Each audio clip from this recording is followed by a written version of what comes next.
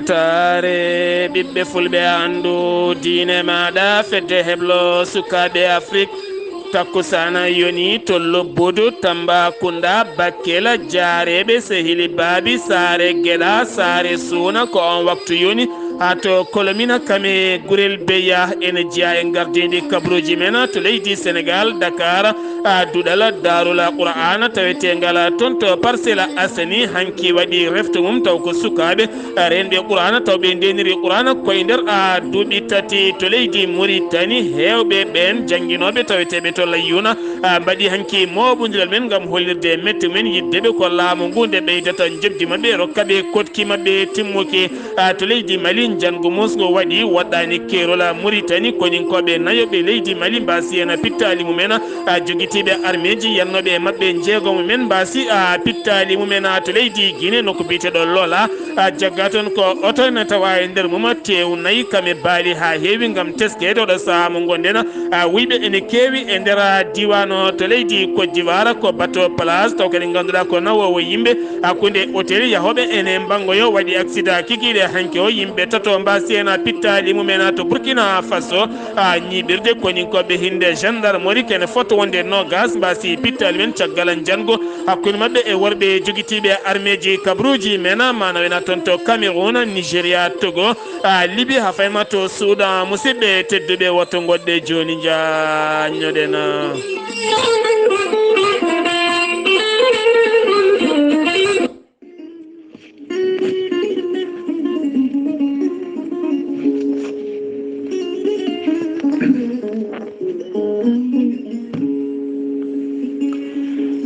ceerno Djiby Sy ko wittiyanke ko safriyanke safaruji fina tawa ceerno Djiby Sy ne safra rafiji kewɗi ɗi jiida cirol omo safra kista fibrom dogan sita rewɓe ronkuɓe sowade e rewɓe dartaraɓe kala ceerno Djiby Sy ne safra worɓe ustoraɓe goragu e worɓe ɓe ndiyam mumen moƴƴani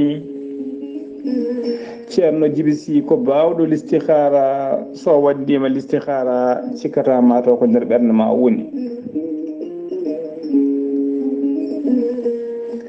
ceerno Djiby Sy ne safra rafiji kewɗi rafuji worɓe kewɗi ne jiida cirol ceerno Djiby Sy ne safra worɓe sattoraɓe dewle e rewɓe wonduɓe gorko ladde kala ceerno Djiby Sy ne tawe oɗo saaha joni nder leydi Sénégal to wuuro wiyetego Djoum kala jiɗɗo hebdemo to leydi Sénégal numéro makko leydi Sénégal mbatta ko 00 221 78 163 24 82 so tawi noon ko banggue WhatsApp jiɗɗa hebdemo ko numéro makko leydi Mauritanie mbatta ko 47 22 80 84 ceerno Djiby Sy ne wiye dendagal Sénégal naaɓe kala to mbawɗon wonde ɗo mbawɗon wonirde kala oɗon mbawi neldede safaruji moon hano hannirta ni e dendagal rafi e haaju mo neɗɗo jogui kala ɓurata ujunnaji 2 CFA ceerno Djiby Sy ko bawɗo listihara joom istinjab ha timmi jaadindo ɓalwal danwal kala ceerno Djiby Sy so yennama ka miskino Allah safruma ha mbiya wen so wona wonduɓe rafiji ɗiɗi woni mo seydineji bahliti hoore mum ha baba Allah janowo bargal ceerno Djiby Sy ne tawe oɗo saaha joni jillumo nder leydi Sénégal omo jogui leɗɗe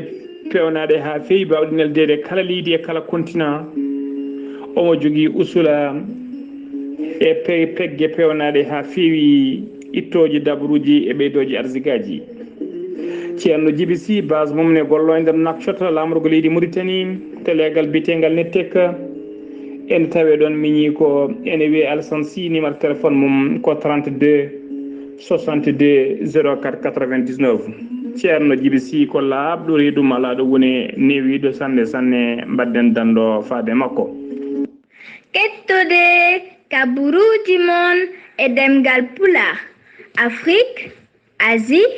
Europe, Amérique, Moyen-Orient, Océanie. jam nyalle mon musidɓe tedduɓe amde sappo e joya jolala hitande ujunnaje ɗiɗi e nogas e goo kabruji men e ɗemgala pulara ɗo yeeso haalirde he ko musidɗo mon guiɗo mon sehil mon Sar Abdoullahi Sarr to karallagal Weltare TV ko musidɗo men Saydou Abouba kabruji men jaheten ha toon to lobbudu khalifa mo lobbudu woni Cheikh Ahmadou Bamba Ndiaye mo ganduɗa jaranoɗo e duuɓi temedere e jeetati kam yalti aduna subaka hanki ale ɗo toon to lobbudu taw kadi ganduɗa ko jiyaɗo Allah timmuɗo wonno haaju mum ko jangguinde yimɓeɓe defteral teddude wasiyade yimɓeɓe faade e moƴƴere e moƴƴodirde kame jokkere ɗam kala ko musidɗo no feewi horejo leydi Sénégal kono ne kadi ko musidɗo no feewi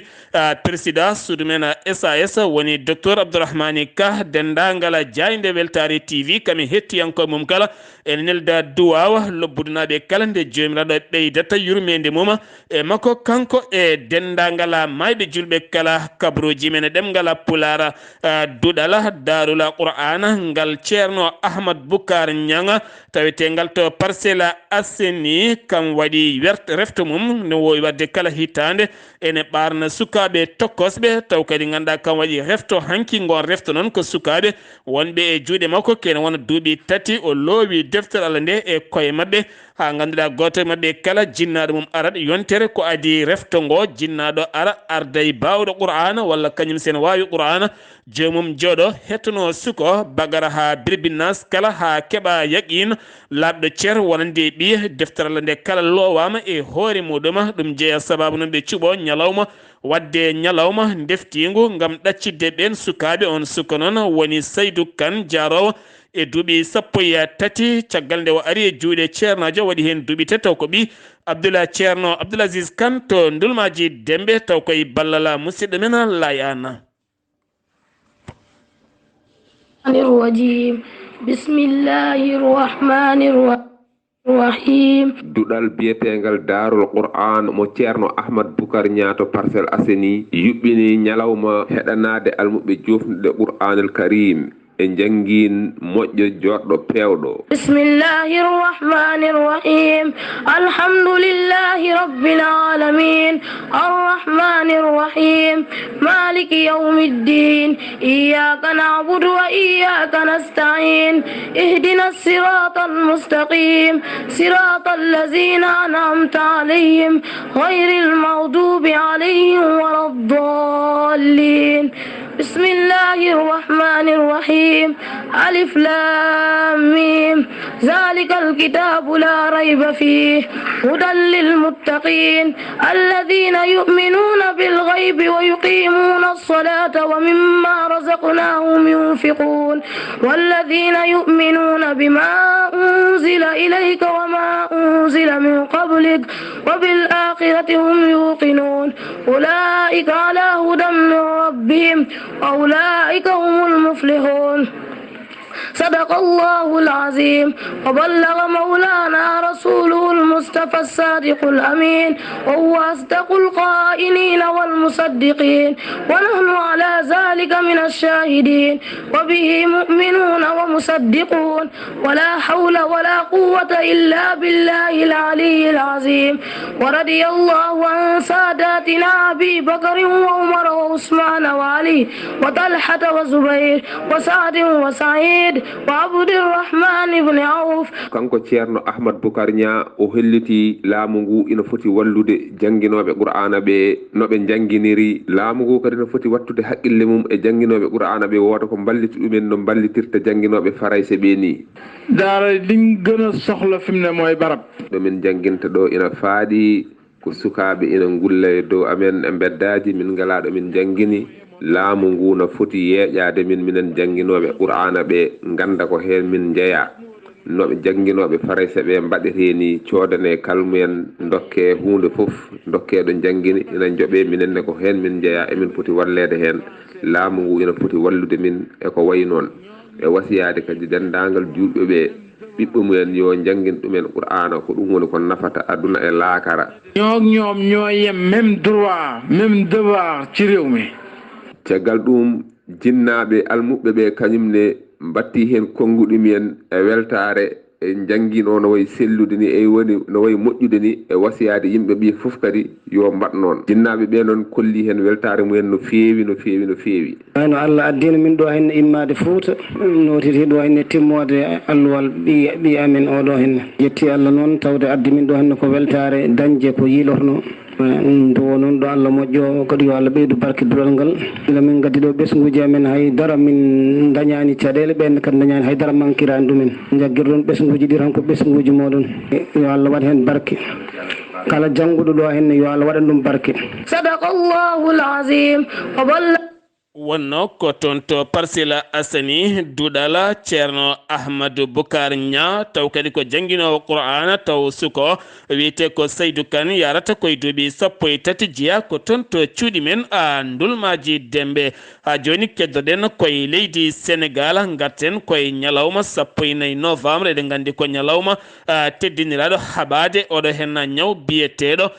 diabete tampinɗo windere nde kala taw kadi ganduɗa ko ñaw oɗo saaha kala galle mo garɗa ma tawɗon mo ñawo tongi ha tiiɗine haɗi ɗum ñamde ko yiɗi e yarde ko yiɗi kala ɗum jeeyi sababu noon guila hitande 1990 e capanɗe jeenayyi e goho kala hitande oɗo ñalawma so arti yimɓe ne joddo gam wossodirde miijoji e yurnitade holpeje mawɗe batteɗe ha yimɓe mbawa softinede kirjine pindine jertine holko jeeyi sababu ko addata oɗo ñawde tawno so tawi a addi a andi ko ñawnanma tan a sertat hen ko wona ɗum koɓe kolliti kene foto wonde 337 million bani adama e nder windere nde ne tawi e mum diabete so tawi noon ko hakkude jaarowo duuɓi nogas e duuɓi 79 so tawi noon koye leydi Sénégal kala temedere yimɓe tatone tawre oɗon ñaw e wiide professeur a Seydou Nour Dioba to Sénégal keddorena joni gartatena koye jungo ballal payodingal iwgal e boña mo leydi Allemagne taw ko sifande hakkude mum e jagorɗo ko fati banggue finance on jagorɗo ko fati banggue Amadou Hota on jagorɗo kene foto wonde 27 milliards ko préje franc CFA ɗum noon ko wallidde région mo ganduɗa ko fati banggue électrique ha leydi ndi Sénégal wawa kadi dañje kuɓɓam no yiɗiri ni gartaten koye catal tambiɓe ko fate banggue yurnitade dewle sukaɓe law kono ne kadi kame ceerle baɗoje e nder leydi Sénégal woni ANSD ɓe kolliti no ɓe kollitirni noon ko hunde hulɓinide no fewi so ɓe kolliti e nder hitande wotere tan kene foto wonde 126 ujunere pawɗo temedere capanɗe jeegom e temedere capanɗe jeetate goo neɗɗo woni dewgal ko waɗi ceerle e nder leydi ndi firti tan e kala ñalawma kene wona 350 e joyo neɗɗo ene ceera e nder leydi Sénégal taw kadi ceerle ɗe ɓuuri wawde ummorade koye rewɓe kañumen ɓuuri wawde ñagade daaɗe mumen ɗum noon ne tintina tan oɗo saaha mo gonɗen leydi Sénégal dewle ɗe kala ko caɗele ɓoole goni hen ne tiiɗi dewgal ngal jiyata taw ala caɗele mawɗe gonɗe e muɗuma ton to Rufisque kene foto wonde 19 tonnes taw ko drogue tetanoɗo to kaggulade mo Dakar kam woni duppade toon ñalawma hanki o so tawi qimama jar muɗum ma yaha wonoya 311 milliards taw koye koppreje franc CFA yewtere société civile kamɓe ɓen yimoɓe woni yana marena yewtere nde ɓe pimno wadde ñalawma hande altine o gam oɗo saha yurnadeɓe caɗele guurade taw wuuri ɗum ko on biyeteɗo kilifu kamen wonde Simon biyaɗo sellani toon to dumbirdu muɗum nde wawata accitede hawre hujjiyankoɓe ɓen kolliti yoɓe ɗaccu wonande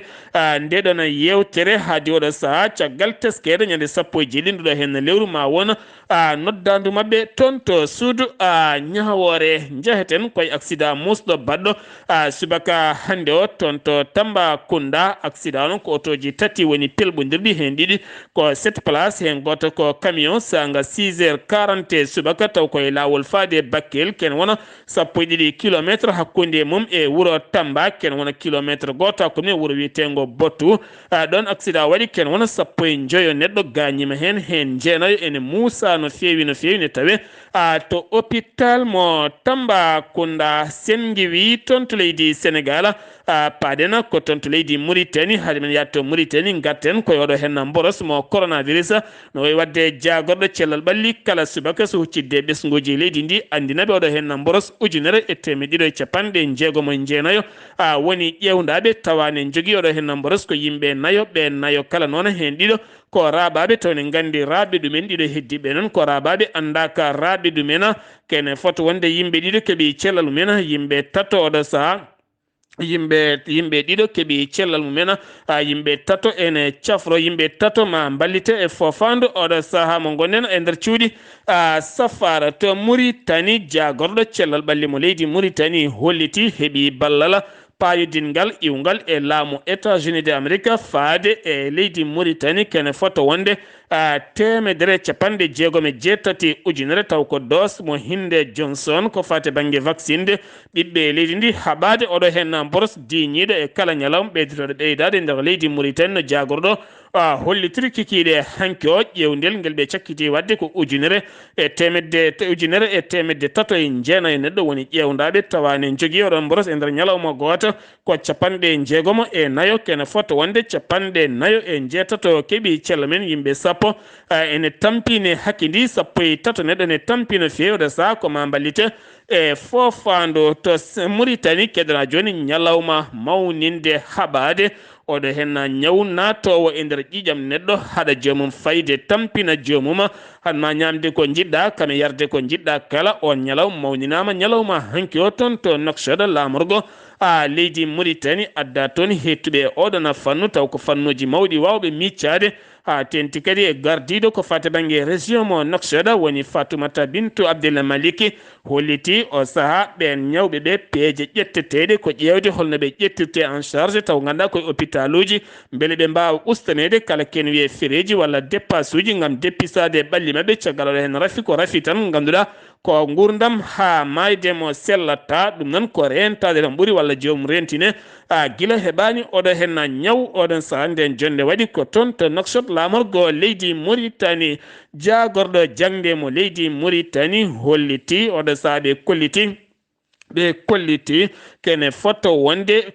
wonde temedde ɗiɗi ujunere taw ko deftere woni ko ɓe dokkiri yogay école aji taweteɗe nder leydi Mauritanie ko wona ɗum ko noon gam ŋakkugol woni livre ji defte ɓe mbaɗi ko watte ko fate banggue plateforme mo hinde technologique taw ganduɗa ko fate banggue nannude yogay defte e téléphone aji ha ɓen janggoɓe mbawa hutorade ɗen defte taw waɗat téléchargé tan mbawa hebde nden deftere ha mbawa hutorade kono ko wona ɗum ko aɓe jogui ɗaɓɓande ɗe ɓe ɗaɓɓiri toon to Tunisie kene foto wonde million deftere gam wallidde ɓen janggoɓe cuuɗi janguirɗi ɗi leydi Mauritanie jagorɗo Mauritanie ko fate banggue transport ya ngara holliti ɓoyata ɗum ko caggal jonde hakkude mabɓe kamɓe jagorɗe e gardugol hooreje jagorɗe leydi ndi holliti sifande hakkude laamu ngu kame gollorgal jogorgal laltade bolol ngol ganduɗa kene wona capanɗe tati e jeeɗiɗi kilométre taw ko immade mina faade toon to jago kaggulade mo ganduɗa mahanoɗo guila hitande ujunnaji ɗiɗi e sappo e jeegom kene wona temedde tati e nogas e joyya taw ko million ko preje dollar ko waɗa e mum kene foto wonde sappo e 5 kilométre hakkude muɗum e wuuro Saint-Louis tawetengo e nder leydi Sénégal jafdon holliti ɓoyata ngol ɗon bolol ma fewne beele kadi moƴƴitinde wonande faggudu jogorngu ƴettede e nder oɗon kaggulade puɗɗitogol awo e ma jekkaɗe leydi Mauritanie awoɓe awo fina tawa to Nouadhibou hanki kamɓe kala ɓe kolliti caɗele mabɓe teskiniɗe ko fate banggue carburant ɗum ko caɗele saboda saaha kuɓɓam mum ene ɓeydi no fewi walla mbiyen ndela mum ene ɓeydi no fewi to banggue coggu mum kono ne kadi e kaɓirɗe gawirɗe ne satti no fewi ɗum noon ɓe erima laamu ngu ha tente oɗon jagor nde wawata wallude ɓe ɗen gueɗe siftinde on ko fate banggue awo fina tawa koko yowano ha gasa ɓetede ɓeto mum kono noon ñalawma hande o ñande sappo e joyi no wirno jayde ko nden ɓe ponno ƴettidde golle mabɓe to awo maje kadde to Nouadhibou horejo leydi Mauritanie itti jagordo mum kalfinaɗo kono woni Hanna Sidi Hanna neli ɗum ton to Guinée Bissau ngam tawtoro yede a mandittare Guinée Bissau ñande 16 novembre ɗum noon ko nelala caggal nde horejo leydi Guinée Bissau bismino horejo leydi Mauritanie on lomtini jagordo a kono muɗum talayyuna jangoɓe kañumenne hanki moɓodiri mbaɗi sitin mumen yeeso bâtiment tambiɗo ko fate banggue jangde nokku o ha fayma toon to atar adrar kono kadi yinnoɓe seppude to Nouakchott kañumenne kaɗama yiddeɓe noon ko wullitade gurdam mabɓe ne satti no fewi guilay transport ya gara jangguinoyde e yiddeɓe kadi wannede logement ji ganduɗa so tawi ka jangguinowo ko an yoɓanta hoorema luwas ne seeri haɗon wawi hadde kono ɗum ko e ɓeydude jobdi mabɓe beele ɓe mbawa moƴƴitinde jangde mabɓe no ɓe jiɗiri e nder leydi Mauritanie ni e Sahara ko jayde ɓe kolliti dadiɓe ɓe Nouakchott pawi juuɗe mumen e bandiji jeeɗiɗi taw kadi ɗin bandiji ko tampinnoɓe yoga e leeɗe tawetede nder Nouakchott ɗin bandiji caggal nde ɓe battidi wujjude ko leegal bitengal Elmina Satode ko toon ɓe janno e pompage goto ha ganduɗa ɓe nawani ɗum kene wona million ngaji ɗiɗi e koppreje ogguya ɗum noon ɓe mbawi fawede juuɗe o saaha mo gonne tawi e juuɗe ɓen dadiɓe to leydi Mali paɗena jango mosgo wangu ɗiɗo dumunaji kala jangoji teskama kewɗi e nder leydi ndi ha tenti noon jango wango hanki sanga 14 heures sanga 14 heures ñalawma ha ganda waɗi kene sanga 14 heures 45 minutes ko ndena jango ngo waɗi taw kadi jango waɗi koye nder région mo Nara nokku taw koye poste gendarmerie walla poste koñinkoɓe ɓe leydi Mali waɗi koye poste mo Guiré taw ne woɗɗani région mo Nara waɗɗani no fewi kerol hakkude leydi Mali kame Mauritanie ko famdi ko kala koñinkoɓe leydi Mali ɓe hinde fama nayo mbasi hen pittali mumen kene foto wonde 14 gañi men gañande musde no fewi so tawi noon koto banggue jihadi yankoɓe joguitiɓe armeji jeegomo mbasi hen pittali men tato gañima hen e wiide chef d' état majeur général armée leydi Mali ɓen gañi ɓe mbaɗama hélicoptère nawa to cuuɗi safara tawiteɗi e nder oɗon diwana to leydi Mali keddoɗen koye seppo wango toon to jenne gon seppo noon waɗɗani carrefour mo jenne ko ɗon rewɓe kame worɓe kala gaddi barmeji kame unude kala ɓe nangi barmeji ɗi ɓe lelni ɗumen ɓe pawi hen unude gam barde ɗiɗon boli hollirde mette mabɓe no fewi ha tente wuuro wiyetengo Mare Bogo gon wuuro noon oɗo sane tawe juuɗe ɓen joguitiɓe armeji initotoɓe jihadi yankoɓe wonɓe toon ne tampi no fewi yiddeɓe ko laamu ngu yo wat peeje kala beele ngoɗona wuuro ene wawa jeytade hoore mum saabu finoɓe toon ɓe goni koye kaya mbeya cattuɗo no fewi jangu wongu wangu e poste de police ɗum waɗi koto koro taw koye poste police sanga minuit 10 minutes ɗum ko jamma heccenko ngal pellodiral noon wuli jaw waɗani mayɗo ni gañiɗo caggal muɗum noon ɓen police ɓe dañi noddude sembeji goɗɗi nde ɓen gaari ɓen joguitoɗe armeji mbawi dogde kono noon ɓe ɗacci ɗon pittol ngol ɓe pittori ko fate banggue pettol ngol pettol noon caggal nde ɓe beddi fettani ko koninkoɓe mbawi bonnude ɗum woyoɓaki fittandu hay goto gañani hay goto opposant taw ko anda ko biyeteɗo Housseynou Guindo mo mbiyata pullo holliti laamu leydi Mali yinno ko biftade ɗum to galle mum kono noon Allah hoddirani caggal ɓe tawanimo ɗon e nokku makko ɗum noon jeeyi sababu kanko Aminou Pullo o holliti oɗo saaha omo heewi haalde ko fate banggue politique mo leydi Mali caggal guila e médiaji ha e réseaux sociaux kala ɗum jeeyi sababu ko haalata ko laamu ngu yiiɗa ɗum no fewi ɗum jeeyi noon saaha o mo gonɗen laamu ngu ne meromo yidde fawde makko junggo kono kanko hulani o dogani ɓoyata mawo artu ha e nokku makko kala jagorɗo yangara mo leydi Mali happumo rokkuno ko ñalawma hande 15 nduɗo hen lewru kala joguiɗo moto ya gara to banggue taxi walla baɗɗo ponoje tati ne rimda marchandise kala koma jogoɗa permis ma jogoɗa carte grise ma jogoɗa immatriculation maɗa sa ala ɗum a dognata moto ma ñalawma hande fuɗɗi ɗo e lebbi jeenayyi ya taw kala joom moto walla kutortoɗo moto baɗɗo ponoje tati ya taw joguima jiɗen mbaadi so ala ndin mbaadi yo lubru heddiɓe kala boli ɗi ko ɓuuri yawde ɗum woni ko oɗon jagorɗo yaltini Mali Assimi Goïta colonel gardiɗo leydi Mali oɗo saaha mo gonɗen dañi jodorade alhamisa jawtuɗo henno e khalifaɓe diine kame aada iwɓe e nder leydi ndi kala iwɓe kene foto wonde iwɓe e nder leydi ndi 19 région taweteɗo nder leydi Mali kala ko hen ɓe giwi kamɓe yiddeɓe ko laamu nguɗo hen yo jooɗo e jappere duuɓi 5 ha duuɓi 10 ha leydi Mali daña jam no moƴƴi Mali rutto ko fate banggue sumgoji kono ɗo saaha ɓe jiiɗa kala ken wiye sumgoji ɗo ɗo leydi ndi deeƴani ɗum won ɓuraniɓe ko leydi ndi ha deeƴatto Guinée Conakry colonel Mamadou Doumbouya ñalawma heccanki o caggal nde bismi toon to Palais Mohamed Sisa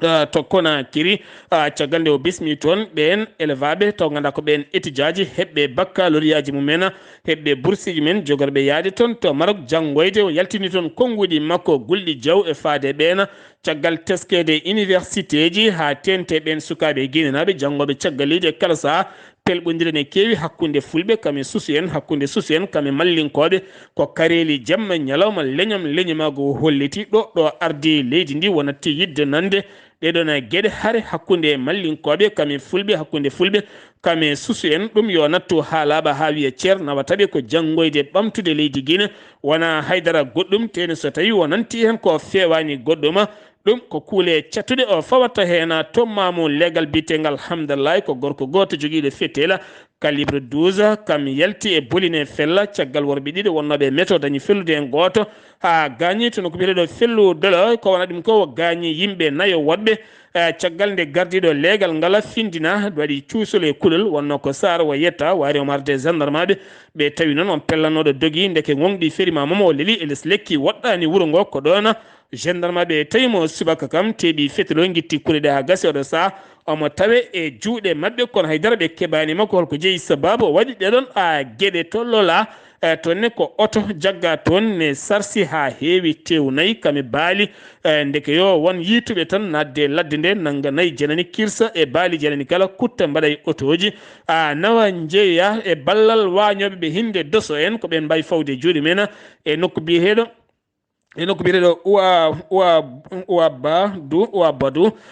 Ouabadou nokku biyeteɗo Ouabadou ko toon ɓe dañi fawde hen juuɗe men kono kadi ɓe kewi wujjude kono ko biyeteɗo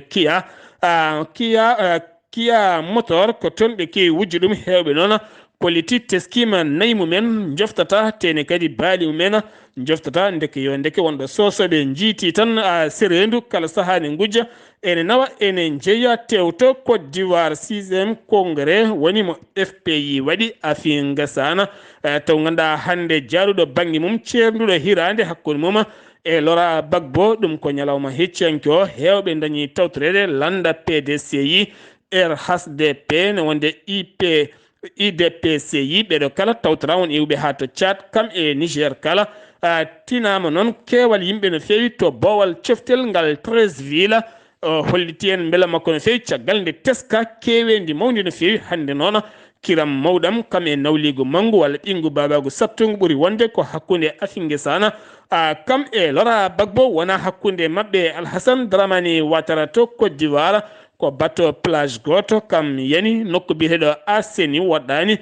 hôtel Espoir on hôtel noon ko ɗon ɓe giwno gam yidde wangoyade larde nokkuji joɗɗi no fewi wonko yinno rentade kankon dognanoɗo ɗon bateau ndeke bateau wurima ko ɗon yani yimɓe tato mbasi en pittali mumen wonno hen ko yimɓe jeetato heddiɓe mbawi fabede ɓen wasa pittali men hen goto ko debbo to Burkina Faso ñiɓirde konin koɓe hinde gendarme